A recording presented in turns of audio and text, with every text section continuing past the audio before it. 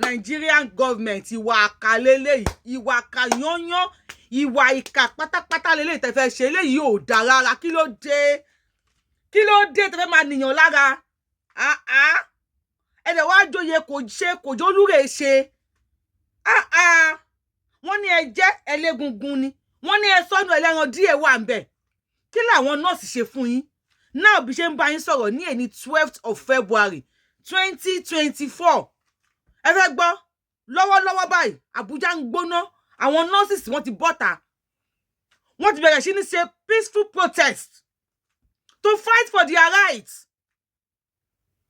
Wọn ò dẹ̀ dédé jáde. I have many videos here tí máa play fún yín níbi tí àwọn nọ́ọ̀sì nísìn ẹni Nigeria ní shortage of nurse, so the nurses should not travel out of Nigeria because any shortage of nurse. Mo fẹ́ bi yín ṣe free school ẹran wọn lọ ni. Nígbà tí ojú ń pọ́n igbá àwọn ìyá àwọn nurses ṣé àwòdì yín bá wọn rà ni? Mo fẹ́ bèèrè lọ́wọ́ yín, student loan wo lẹ fún wọn? Àwọn ìyá wọn tí wọ́n ṣiṣẹ́ lórí wọn, gbogbo abiyamọ ayé pátá Ọlọ́run já jèrè ọmọ làdúrà tá à ń ṣe. Ìyá mi ta aṣọ díẹ̀, ó gbọmú kọ́múlé láńtà. Kódà obìnrin mi go to extra mile, ṣe single mother, ẹni tí ò fẹ́ kó bá òun sùn, ó bá sùn láti jẹ́ kí ọmọ ẹ̀ kó lè bá lọ sí school. Àìmọye ìyá tó ṣe dirty jobs, ìyá tó gbálẹ̀ tó fọ kọ́tà, tí wọ́n ṣe àìmọye iṣẹ́ tí ò tiẹ̀ ṣe máa gbọ́ létí. Ìyá mi ṣe alábàárù kí ọmọ ẹ̀ tó lè finish nursing school. Ọmọ wọn jáde nursing school tán, wọ́n lè fún wọn ní poor salary. I have a video here tí máa play fún yín. It's about 7 years ago tí àwọn nurse complain pé báwọn ṣe wọ uniform nurse sọ́run yìí, many of them pé àwọn ò tí wẹ̀, wọn ò rí omi wẹ̀. I will play the video for you. Kò sí omi ìwẹ̀ fún wọn. Wọ́n dẹ̀ wà ní nursing school kí wọ́n tó di nurse. Kí góòdù tó di nǹkan àmúyangàn, ó ti la ìmọye náà kọjá. Ẹ wá ní now for them to go out of the country tí ò work fún wọn. Country tí wọ́n ready àti work fún, wọ́n ready àti ṣiṣẹ́ fún Nigeria. Many of us, we are ready to work for that country. But when the country fails us, we have to move forward. So you expect them to dúró sójú kan bí adágún omi, kò possible. Ṣé báyìí náà bí àwọn ọmọ tí yín. Now, many of them are complaining. Poor salary. Mo rí tí governor kan last year kan àbí early this year náà ni tó ń sọ wípé the nurses will be able to benefit from 30,000 minimum wage salary. Are you not ashamed? Lọ́wọ́ school àwọn tó lọ sí school yẹn 30,000. Báwo ni wọ́n ṣe fẹ́ bọ́ ara wọn dípò tó máa bọ́ ìyá àti bàbá tó rán wọn lọ sí school? Ẹ wá ní èyí ni òfin tuntun tí Nigeria government gbé jáde o. Ẹ ṣàfẹ́ kó oníkálukú sínú cage. Ẹ fẹ́ ránkọ̀pù oníkálukú. Wọ́n ní anybody tó bá jẹ́ nọ́ọ̀sì, èyí tó mọ̀ yín bá jẹ́ nọ́ọ̀sì tó fẹ́ travel out. Wọ́n ní anybody tó bá ti jẹ́ nọ́ọ̀sì ni o, kó tó lè jáde ní Nàìjíríà, kí wọ́n tó lè verify ẹ̀ pé yes o, nọ́ọ̀sì ni o, ẹ gbà síṣẹ́ lókè òkun o, ẹ fún ní kí lórúkọ ẹ̀, ìwé visa láti lọ sókè òkun o, kó tó lè verify as a nursing. Wọ́n ní ó ní nǹkan tó máa ń fún wọn certificate. Ẹ tó lọ sí school o, during that process tó lọ sí school, ẹ mọ èèyàn tí wọ́n jábọ́lẹ̀, so wọ́n ti wà verify tó àwọn tí wọ́n padà dé òkè. So kíní yẹn ló máa ń gba bí 1 week àbí 2 weeks. Now Nigeria government said kíní yẹn á gba up to 6 months before they will be verified. It will take up to 6 months and above. Can you imagine? Can you imagine? Wọ́n ní the number 1 nìyẹn. Number 2, wọ́n ní wọ́n gbọ́dọ̀ ti ṣiṣẹ́ ní ilẹ̀ bàbá wọn fún 2 years and above, at least 2 years. Ṣẹ́rí ńkọ́fù láì ṣe pé wọ́n jẹ yín ní student loan. Kábà ní student loan tí wọ́n jẹ, a fẹ́ kí wọ́n san kán tó lọ ni. Kò sí yẹn ń bẹ o. Pabambari ẹ̀ tó ṣọ́ọ̀kì mi tó dẹ̀ dùn mí jù gẹ́gẹ́ bí ìyá, gẹ́gẹ́ bí obìnrin. mi ìwà mọ̀ bí ó máa dùn ẹ̀yin àbó máa touch yín. Ó ní wípé wọ́n ní àwọn ọmọ tí wọ́n fẹ́ lọ fún nọ́ọ̀sì. I will not call them ọmọ because many of them are tó bí mi lọ́mọ tó yẹ kó ti retire. Wọ́n ní now all of them ń gbọ́dọ̀ lọ gba letter láti ọwọ́ ibi tí wọ́n ti ṣiṣẹ́. It should be a standard letter láti ọwọ́ CEO ibi tí wọ́n bá ti ṣiṣẹ́ gbẹ̀yìn. Àwọn ọ̀gá tí wọ́n ti ṣiṣẹ́ lọ́dọ̀ wọn gbẹ̀yìn. Gbogbo alámọ̀ wípé mọ̀ mí à lọ kọ́ṣẹ́ níbì kan, ọ̀gá ò ní fẹ́ kó lọ. Torí ìwà tó ti ṣe tó ti da, ọ̀gá yìí ò ní fẹ́ kó kúrò lọ́dọ̀ òun. Ọ̀gá mi máa ṣe freedom fọmọ báyìí, a máa sunkún ni. What of tó bá pé private hospital ló ti ṣiṣẹ́ tí àwọn yẹn ò dẹ̀ fẹ́ kó kúrò lọ́dọ̀ àwọn, tí wọ́n dẹ̀ ya ìkà tó ọmọ mi máa ń da, tó bá jẹ́ ọ̀gá tó da wàá fún ní àyè pé kó máa lọ. Má lọ, Ọlọ́run á tún fún mi lọ́mọ mi tó máa dájú tiẹ̀ lọ. What of tí ọ̀gá yẹn bá fẹ́ kó lọ, tí ó bá wá fún ní verify letter, tí CEO hospital yẹn kò fẹ́ kó kó lọ hospital wọn, tó ń fi èní dèní, tó ń fi ọ̀la dọ́là fún, tí ò jẹ́ kó kúrò ní hospital. What of that? Báwo ló ti máa gba verify letter? Or better still, àwọn obìnrin ihò kínkínní tọ́lọ́run fi sí wa lábẹ́ yìí agbára ẹni. Ó ń ṣe ọgọ́rùn-ún fún wa, bó jẹ́ ń ṣínà ló ń dènà. Àwọn ọ̀gá tó yẹ pé ó ti ń ṣe pé ọmọ gbé kínní síbi, súnmọ́ mi súnmọ́, jù sí mi. Àwọn ọ̀gá tàbí dókítà tó ti ń fún àti gbọ́ àìmọye, àti gbọ́ bí dókítà sì ṣe ń harass nọ́ọ̀sì sí Nàìjíríà. Mo fẹ́ máa bá ẹ sùn o, nọ́ọ̀sì yẹn ò wá gbà. And you expect that nurse tó lọ bá ọ̀gá yẹn pé ọ̀gá mo fẹ́ bọ́ síwájú o, mo fẹ́ lọ wá greener pastor, mo fẹ́ ṣoríire o, mo fẹ́ tẹ̀síwájú o, ẹ jọ̀ọ́ ẹ fún mi níwèé kí lè bá tẹ̀síwájú. Ṣọ̀gá yẹn máa fún? Ṣé ihò abẹ́ tọ́lọ́run fún, ṣé kò tí kó bá ń bẹ̀ yẹn?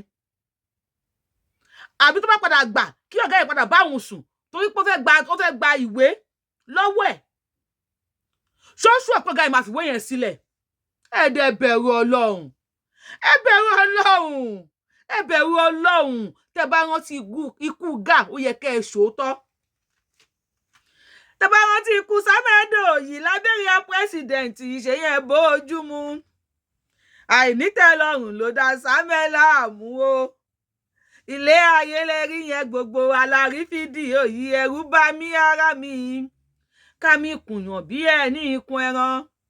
Kámi kùnyàn bí ẹni ikùn ẹran, òdìdí olórí ìlú o, àtúbọ̀tán lẹ́rí yẹn o. Ẹ ṣe fi bẹ̀rù àtúbọ̀tán díẹ̀. Ẹ lè má bẹ̀rù Yorùbáwùyí pákálò lónìí, ẹ lè má bẹ̀rù Yorùbáwùyí. But why tí ẹ bẹ̀rù àtúbọ̀tán? Ẹ rántí pé ìgbà kan ń bọ̀ ni tí apá ò ní ṣe gbé, tẹ́sẹ̀ ò ní ṣe gbé, tẹ́ ẹ̀ ní tí ìkútẹ́ máa wà láyé. Ṣé gbẹ̀yẹn máa tọrọ àṣàgà fún láì lórí àwọn tẹ́ ti báyé wọn jẹ́? Àbí Jésù ṣàforíjì fún mi, ọ̀rẹ́ ẹlẹ́ṣẹ̀ ṣàforíjì fún mi lórí àwọn ọmọ tẹ́ ti dènà wọn. Lẹ́yìn máa rúbọ ìdáríjì lórí àìmọye ọmọ tẹ́ ti kó bá tí ẹ jẹ́ kó tẹ̀síwájú, ẹ fẹ́ sọ wọ́n domi adágún. Now, ṣé ẹ ṣe ohun tó tọ́ làwọn ọmọ yín fẹ́ kú òlé? Ṣé ẹ ṣe ohun tó yẹ gẹ́gẹ́ bí olórí orílẹ̀-èdè, gẹ́gẹ́ bí bàbá ìlú làwọn ọmọ yín fẹ́ sá kú òlé? Ẹ wo fídíò yìí tí ò bá ṣọ́ọ̀kì. Now we don't have electricity in our hostel, in our harness hostel. I want to tell you that some of us today have not taken our bath because there's no water. We go out to fetch water. Another thing is that some of us sleep on the floor in the hostel where we pay 230,000 naira. Some of us sleep on the floor because there's no sufficient accommodation to actually accommodate every one of us. Some of our students are supposed to be in their second year, but they are still in their first year. They've not written their exam, and they don't know when they're going to write exam because they don't know. Some of them sleep on the floor. Àwọn nọ́ọ̀sì tẹ́ ní ká má fìlú lẹ̀ fún yín ni o. Àwọn nọ́ọ̀sì tẹ́ ní ká má sá kúrò nílùú fún yín ni o. They sleep on the floor. This is about 7 or 8 years ago. They paid 230,000 naira. Yet they sleep on the floor. Kí òbí tó san 230,000 naira fún ọmọ kó fi ṣe course. kọ́mọ yẹn wá jáde kọ́mọ wá fún ní 30,000 lóṣù tó bá yẹ pé owó kọ́múlé láńtà nìyá yẹn ló gbà 200 àti ìsọ primary school secondary school university àwọn exam oríṣiríṣi tí wọ́n ṣe o ká tiẹ̀ ní 230,000 yẹn nìyá ló gbà lọ́wọ́ kọ́múlé láńtà kọ́mọ wá jáde school kọ́mọ wá gba 30,000 naira àwọn kọ̀ọ̀kan bí miscellaneous tó máa náwó sí like all these miscellaneous like owó mọ́tò transport fee òun náà máa jẹun ó máa kọ pẹ́pẹ́pẹ́ tó máa sanwó ẹ̀ ìgbà wo ni ló fẹ́ fún ìyá ẹ̀ lówó tó fẹ́ fi dá owó kọ́múlé láńtà 230,000 padà wọ́n ní ìwẹ̀ ó wà hygienic sí body àwọn nọ́ọ̀sì tó máa tọ́jú aláàárẹ̀ àwọn ogun wà hygienic wọ́n ti wà oceanic dé kó tó máa wà hygienic ẹni ìkà Nigerian government ẹ burú èṣù rí yín ó bá o èṣù kì í ṣèkà ìgbà tá a rí tá a mọ Nigerian government la mọ̀ wípé bàbá sẹ́ǹtì lè ṣù àṣetánì ọ̀gbẹ́dẹ́ nìgan orí yín ó ya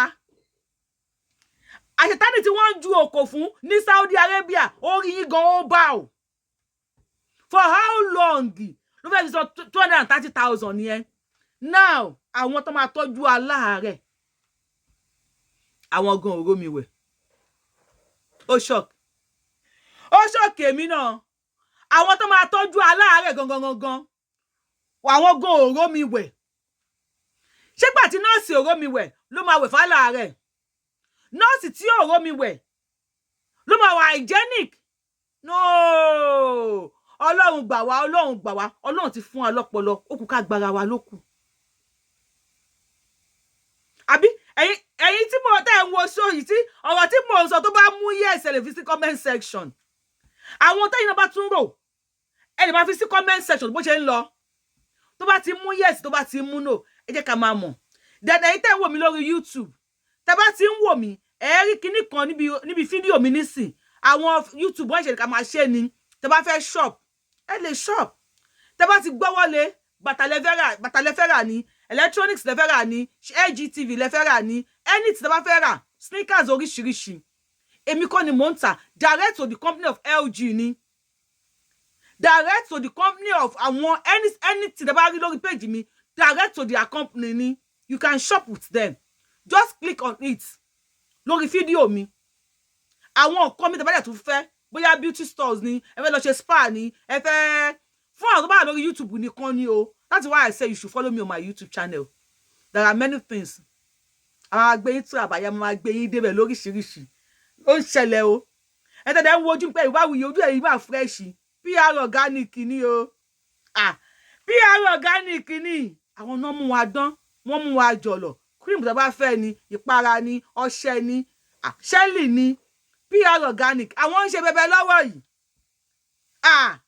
abẹni ẹmọ ò ṣe pààrọ̀ agúnmu òwò làwa bóyá ń sọ fún yín pé ẹgbẹ́ dánwò kò sì rí pé rere lolúwa ó yá dánwò Àbẹ̀ní kò sì rí pé rere lolúwa agúnmu òwò làbẹ̀ní mo sọ fún yín PR organic tap send náà wà ń bẹ̀ ẹ download ẹ ẹni tó bá wà láàbúrò láti send owó lọ sí Nàìjíríà ẹ lè rí rèètì wà níbì kankan tap send ẹ wá lo promo code èmi Abíọ́lá ẹ má lo Yorùbáwùyí o Abíọ́lá TTS ABIOLA kẹ́ẹ̀tì sí àkọ́kọ́ tí bá kọ́kọ́ send owó wọ́n á fún yín ní $10 lọ́fẹ̀ẹ́ à ń ṣe pound à ń ṣe euro gbogbo owó là ń ṣe yẹn mi gbogbo owó là ń ṣe ti gbọ́ ẹ jẹ́ á continue wọ́n wá ní àwọn juniors àwọn junior àwọn tó yẹ kí wọ́n ti wà ní second year first year náà ṣì wà wọn ò tí rí exam wọn ṣe ṣó ń ṣòkè ṣé kò máa yà yín lẹ́nu báyìí ṣé kò máa yà yín lẹ́nu ọdún mélòó náà fẹ́ lò ní school now àwọn náà ti wá bọ́tà máa tó fídíò wọn fún yín o wọ́n ní we no go gree o we no go gree we no go gree o we no go gree ẹ tú okùn lọ́rùn wa because ẹni ká lọ bá ń sìn fẹ́ kí any CEO or any doctor kó verify wa a ti lọ sí school we are verified ní school we need to go out tí ẹ bá lè tọ́jú wa ẹ jẹ́ àwa adopted country ló máa tọ́jú wa Let them adopt us the same way they adopt Yorubawuyi. Let them adopt them now. You are now shouting, like Lagos State Governor, see, I want him. Lagos State Governor, let me let me. One over 400 and something to 2,000 plus nurses have left Lagos hospitals. And how does that concern us? Or how does that concern the nurses? Don't say Yorubawuyi, yes, I don't want them to leave. They don't want to leave either. The same way I don't want to leave Nigeria. The same way most of these nurses don't want to leave Nigeria. But kí la wá fẹ́ ṣe? Karibawi, ó sọ jaribawi lọ. Nígbà tẹ́ni tó bá wá ṣe, tó bá wá bẹ́tẹ̀ ni tó ṣe. Ṣé yẹn ò ní tẹ̀síwájú? Mo fẹ́ bi in the comment section, please. Táwọn nọ́ọ̀sì bá jẹ́ ọmọ tí tẹ́ náwó lé lórí. Tàbí tó bá jẹ́ èèyàn yín. Kí lẹ rò pé wọ́n lè ṣe? Should they continue to love their country? The country that did not love them, and continue staying in that same country. Kí yà máa jẹ wọ́n. Or kí wọ́n proceed síwájú. Kí wọ́n wá tí wọ́n lọ síwájú. Èwo lẹ̀yin fọwọ́ lé? Èwo lẹ fọwọ́ sí? No, we need. Bẹ́ẹ̀ kàdé kọ́kọ́ play video wọn. Kí wọ́n bẹ̀rẹ̀ àwọn series of questions lọ́wọ́ yín. Kí wọ́n bí dáwọn ní comment section. Let us know. Ṣé kó dúró ni àbí kó jápa? Jápa. Or dúró. Let's play the video. Let us see. Oh yeah, play. Yes.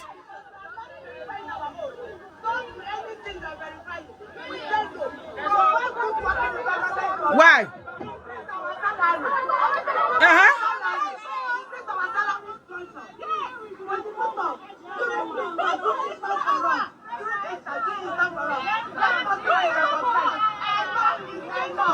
Yeah, yes.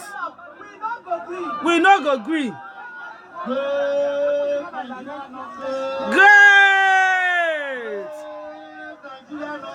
Great. What do we want? No rules. You just want to be verified. Yes, no rules. You want to be verified normal. Yes. You don't want to collect letter from any CEO. You want to be verified according to international standards. Yes. Federal government is saying there is no shortage. There is no shortage in Nigeria. Shortage in Nigeria. Yes. Shortage in Nigeria. Federal government has not employed nurses. Federal government is not employing nurses.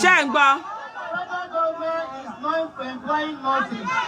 We are challenging federal government. Okay. And telling them that let them bring the statistics of their employment in the last 10 years. Statistics of employment. Federal government bring their statistics of employment in the last 5 years. Okay. We are challenging federal government. Let the federal government bring their employment statistics in the last 1 year. Federal government is not employing. Nurses going abroad is not a problem. Nurses going for senior pastor is not a problem. Yes. Abi kí ló dé? Federal government is not employing Nigeria. Federal government is not employing nurses in Nigeria. Federal government is paying us poor salary. Yes. Federal government is paying us poor salary. Yes. Federal government is paying us poor salary. Yes. So, Yes.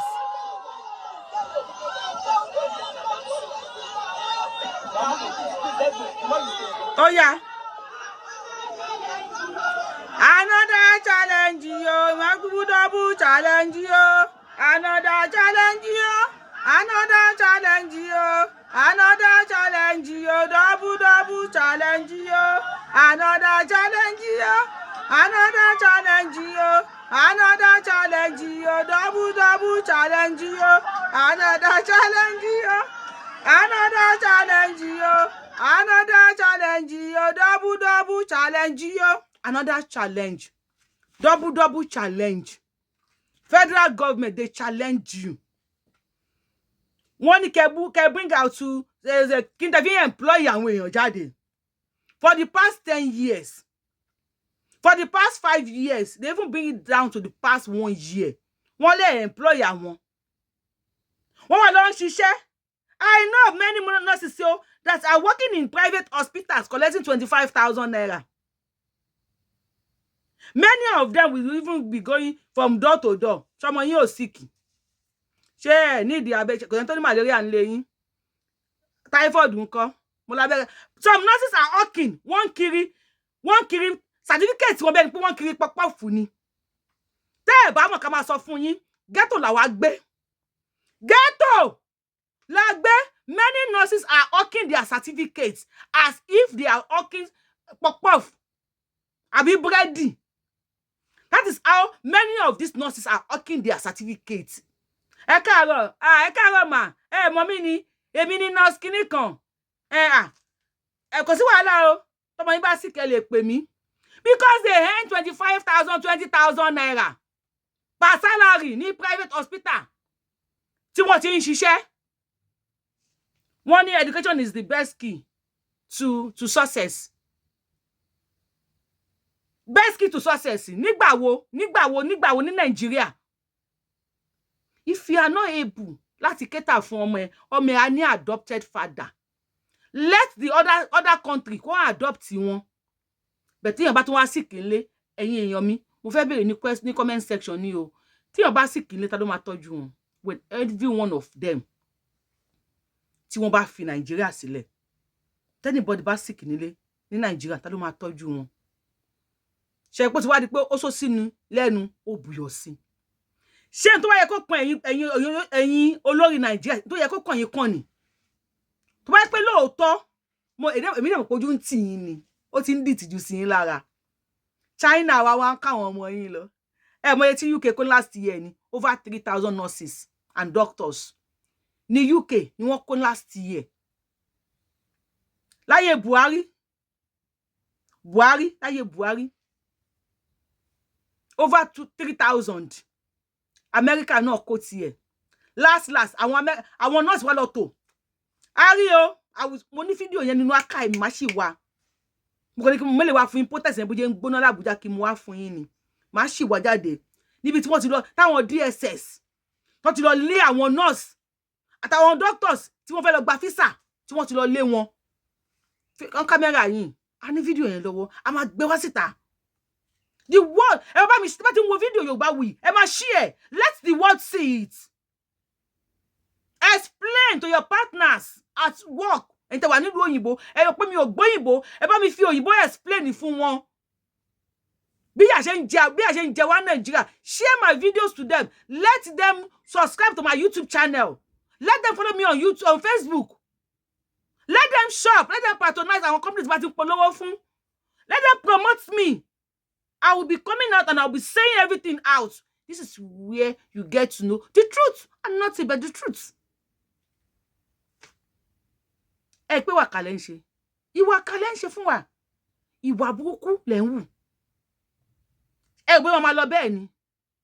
Mo á bi ẹ̀yin tẹ́ ń wò mí. Tó bá yẹ pé àwọn ọmọ yín làwọn nọ́ọ̀sì. Tẹ́ wọn bẹ ṣe struggle, hustle for them to become a nursing sister or midwife or doctor. Will you allow them? Will you sacrifice them for Nigeria láti báyé wọn jẹ́? Àwọn tẹ́ ń wo àwọn nurse tó ń kọrin yẹn, ẹ rí look wọn. Tẹ́ bá rí nurse America ẹ mọ̀. They earn their pay per hour and they earn money. That's why we are coming here. Even though many of them are still paying loan, student loan, yet wọ́n sì lè feed ara wọn. Nurse ma ti bíṣẹ́ nurse dé, a máa wá ta pọ̀pọ̀ fún lẹ́gbẹ̀ẹ́ lé. Please put it in the comment section. Tó bá pẹ́ yín lẹ́bi wọn, ṣé má gbà kí wọ́n káyé wọn bàjẹ́ sí Nigeria. Or ẹ má gbà kí wọ́n travel abroad. Tí yẹn bá wá sick in Nigeria, kọ́ máa rẹ̀ ní tó máa tọ́jú ẹ̀ kó kú dànù. Ẹ pé ó ti di ó só sí ni lẹ́nu, ó buyọ̀ sí. ẹ̀yin ìjọba tó yẹ kẹ́ wá àyè ẹ̀yin nọ́ọ̀sì iye báyìí ni owó yín. Wọ́n ní give us something during Christmas, during kíní kan, give us something during Easter. Bíbí àwa tá nọ́ọ̀sì gan tá ṣe verified nurse ó ní tí wọ́n fún wa tọ́dún bá dé festive period. And sometimes you don't even expect that. You don't even need it because you have enough, if not more than enough. Ẹ pé ń ṣèkà. Ẹ pé ń ṣèkà. Ẹ fẹ́ tẹ́lẹ̀ pàlàpàlà pa wọn gbọ́dọ̀ jáde. Kí ló tẹ́ ṣe tán fẹ́ fún wọn? You know, you want don't try. Don't try. At least ẹja ẹyọ kan kote is bóyá 800 àbí 1,000. So no nurse or doctor will be able to get protein because tó wá 30,000 naira fún oṣù tó yọ owó mọ́tò tó yọ owó kọmúlé láti tó lọ sí school. Báwo ló fà rẹ̀ ṣe máa jẹun? Please let's analyze it, please.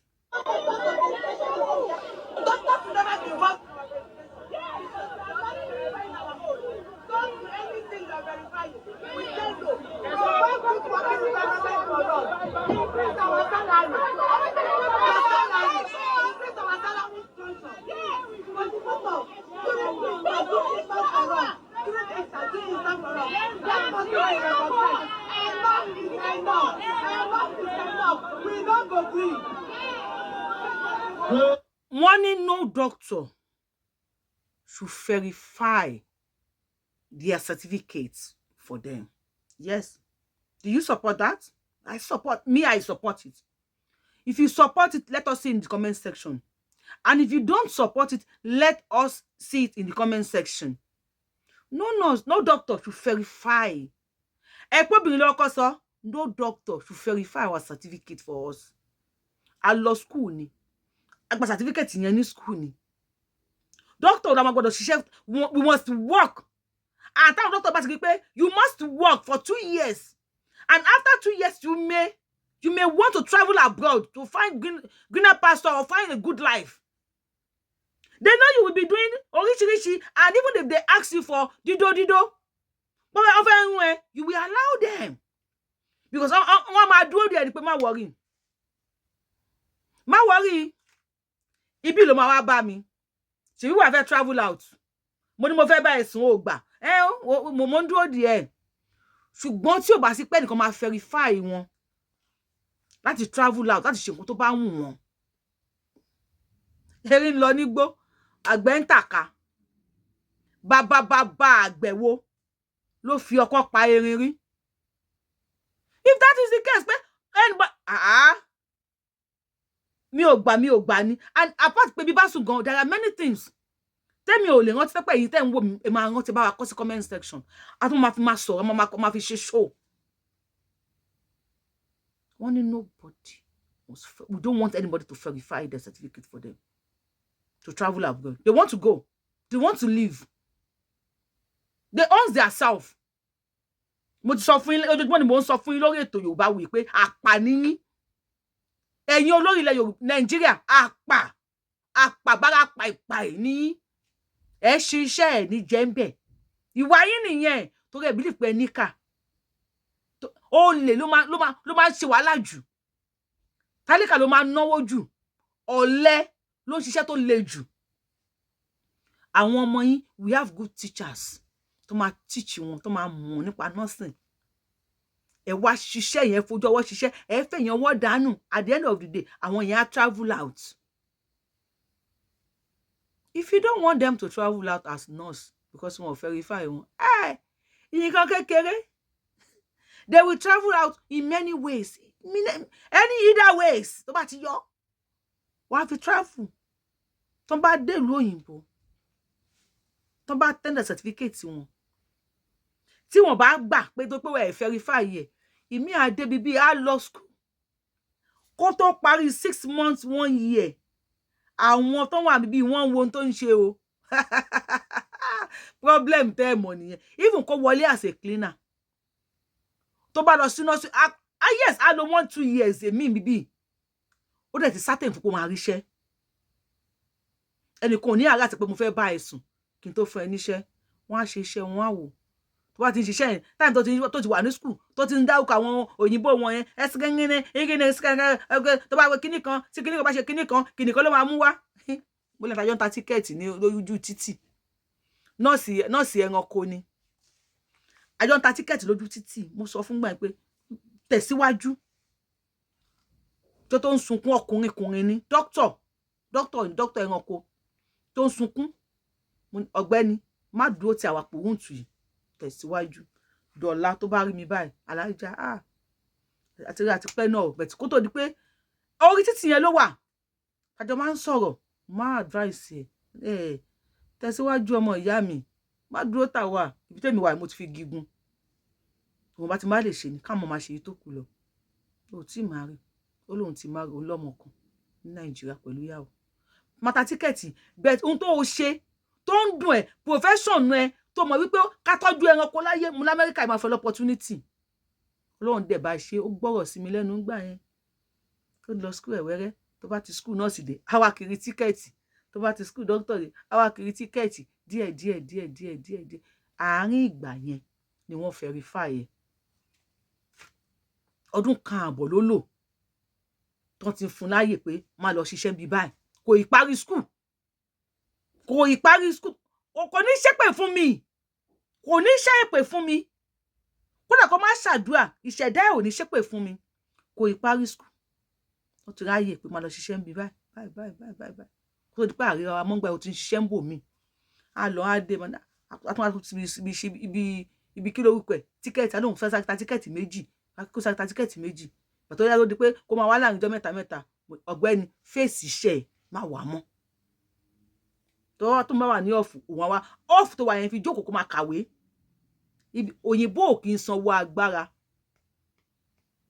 owó ọpọlọ lòyìnbó ń san àwọn ọpọlọ tó yẹ kó waste Nàìjíríà yẹn wọ́n máa mú wá síbi bíi wọ́n máa fi develop ìlú tiwọn wọ́n á dẹ̀ sanwó fún àwọn ọmọ yín ẹ̀yin ìka bí wọ́n bá ní ká mẹ́fà kò sí tí bóyá fẹ́ ṣe àpàdà fi márùn ṣe rẹ̀ ẹ̀yin ṣera yín aláṣẹdànù ni yín sọ̀rọ̀ bàbá ẹ̀.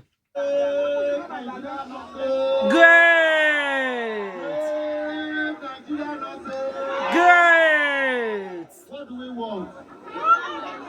No verify. No rules, we just want to be verified. No rules, yes. We want to be verified, normal. We don't want to collect letter from any CEO. We want to be verified according to international standards. Shegbo, what do we want? No rules. We don't want to collect letter from any CEO. We just want to be verified normally as international standard. Don't tell me you cannot compare America, Kinikan. No.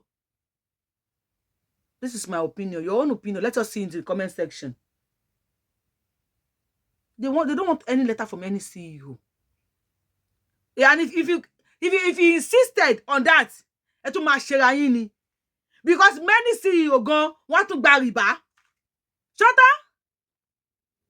Shota want to gba rìbá. Owó tí wọ́n fi verify wọ́n sìn. Tí government gbé kalẹ̀, ẹni kó máa san 100,000. 100,000. With all those conditions, they will even pay another, or even many have spent more than 100,000. Ẹ fẹ́ gbọ́, ẹlòmíì á tún gba rìbá. Ṣọ́tọ̀ yín, the best náà ni pé kí lè dá. Tí lè bá dá, àìtí ọ̀dẹ̀ ò bá dùn, bí ìgbẹ́ni ìlú máa ń rí. Tí ìlú bá kan, kò sọmọ tálíkà tó máa ròdì ẹmu. Níbi tá a bá dé yìí, ọmọ olówó gan ò ní lọ sóde bí ẹ̀ dépò òdì ẹmu. Mo ń sọ fún yín lójoojúmọ́ pé ìyà tó ń jẹ tálíkà lọ́wọ́ ó ń ṣe press up ni. Tó bá ti jẹ tálíkà tán, ó ń bọ̀ wá bá ẹ̀yin olówó, ó máa jẹ yín. Tí àwọn aráàlú òyìnbó bá tọ́jú àwọn ọmọ tọ́jú àwọn doctors wọn, mélòó nínú yín, mélòó nínú ẹ̀yin tẹ́ ń wò mí lẹ́ ń travel abroad láti lọ gbàdé medical treatment. Kò sówó ẹ̀ Nàìjíríà náà lè máa wà. Ṣùgbọ́n bá mi bí àwọn politicians, àwọn àgbàgbà yìí, all these wealthy people, torí bá fọ́ wọn lásán paracetamol wọn máa import ẹ̀ wá ni. Any medical issue báyìí, wọ́n ti fọ́ ti lọ sílùú òyìnbó. Ìlú òyìnbó tẹ̀ ń wá many of you rí pé àwọn ọmọ Yorùbá náà ń dá yín lóhùn. Doctor mi ó kọlà, doctor mi níbi ó kọ ìlà níbi bí doctor mi kọlà. máa free láti lọ bá ní because àmàjọ máa sọ Yorùbá àjọ máa ṣe yẹ̀yẹ́ ẹ ti pa àwọn ọmọ Yorùbá ló ń dá yín lómi bíi olè olójú kòkòrò ẹ fẹ́ ṣe níbi tẹ́ ẹ ti jẹ sí wọn láwọn ò fẹ́ kẹ́nìbọ̀dì verify àwọn sọ̀rọ̀ bàbá yìí ò ní dààmú. Federal government is saying there is no shortage. There is no shortage in Nigeria. There is no shortage in Nigeria. There is no shortage in Nigeria. Federal government has not employed nurses. Federal government is not employing nurses. Federal government is not employing nurses. We are challenging federal government and telling them that let them bring the statistics of their employment in the last 10 years. Yes. We are challenging federal government. Let federal government bring their statistics of employment in the last 5 years. Yes. We are challenging federal government. Let the federal government bring their employment statistics in the last 1 year. Federal government is not employing. Nurses going abroad is not a problem. Nurses going for spinal pastor is not a problem. Federal government is not employing Nigeria. Federal government is not employing nurses in Nigeria. One federal government is not employing nurses in Nigeria. And if you doubt them, àti ká nínú Quran, àti ká nínú Bíbélì. Wọ́n ní Ọlọ́run ní kán lọ pa ìlú kan rẹ́, kí màláíkà lọ pa ìlú kan rẹ́. Ó débẹ̀. Ọlọ́run bá wọn aráàlú yìí wọ́n sìn wọn Ọlọ́run ni. Ọlọ́run ní láti pa wọ́n rẹ́ ni. Wọ́n ló lọ ó dé. Ọlọ́run ní ó dẹ̀ bẹ̀bẹ̀ pé Ọlọ́run tó bá rí èèyàn mẹ́wàá. Èèyàn tó bá sìn wọn Ọlọ́run, ṣé wàá fi wọ́n lẹ̀ Ọlọ́run ló wọ́n á yọ̀ǹda wọn. Wọ́n ló lọ ó dé ó ní kò sí èèyàn mẹ́wàá. Tó ń bá rí márùn kọ́ Ọlọ́run ní kó lọ. Ó ní kó lọ ó dé wọ́n ní kò sí èèyàn márùn. Ó tún bá tó ń bá rí èèyàn yọ kan tó ń fi tinútinú tí ò ṣàbòsí sìn wọ Ọlọ́run kọ́. Ọlọ́run ní kó lọ. Ó lọ ó dé ó ní kò sí èèyàn yọ kan. Ọlọ́run ní lọ pa wọ́n run. They are now challenging the federal government of Nigeria that you guys are not employing them. Na padi koni le fi employ àwọn èèyàn. Àwọn ọmọ yín, ọmọ ọ̀rẹ́ yín lẹ ń kó sí government hospitals. And if you doubt them, they say they challenge you. Bring out your statistics of employment for the past 10 years. Kẹ wá sọ yẹ tẹ employ lára àwọn ibi tó ti ń ṣiṣẹ́. If you can't bring that out, bring out your statistics of employment for the past 5 years. If you cannot bring that out, one can bring it out for the past 1 year. Tẹ́ fi employ àwọn, abẹ́ tún nílé mú yẹn náà jáde. Tẹ́ bá lè mú yẹn jáde, a jẹ́ pé another challenge. You are paying poor salary, bring out their salary. Shengba, bring out how much you are paying them. How much are you paying them? Yes, verify them. Let them go abroad.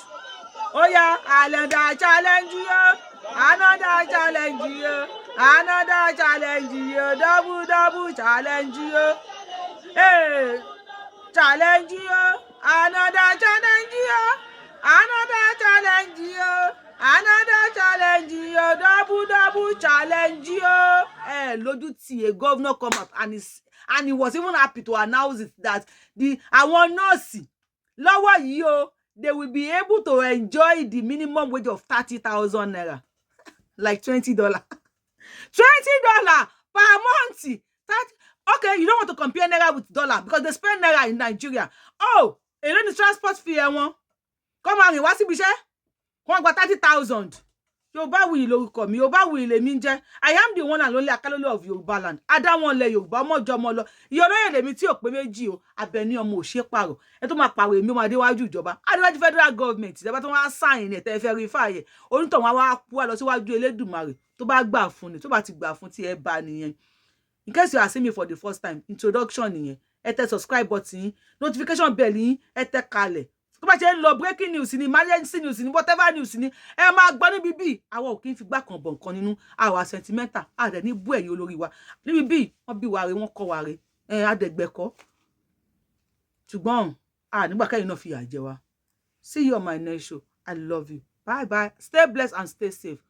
àwọn pin tẹ́ wọn wájú ọ̀dọ̀ mi yẹn ẹ̀yà ẹ̀tẹ̀ tẹ́ bá fẹ́ shop anything tẹ́ bá fẹ́ rà ẹ̀tẹ̀ bá ti gbọ́wọ́ lé báyìí anything tẹ́ bá fẹ́ LG television lẹ fẹ́ rà ní any electronics of any different company lẹ fẹ́ rà ní sneakers lẹ fẹ́ rà ní nǹkan bẹ́ẹ̀dì ní furniture ní beauty ní spa ní ẹ̀kọ́ ẹ̀tẹ̀ mo ti tag wọn tẹ́ bá direct ó ń gbé lọ sí company yẹn nìyẹn torí pé ẹ̀ ń support mi ni o wọ́n ti verify àwa náà wọ́n ṣe ń verify mi thank you I love you. See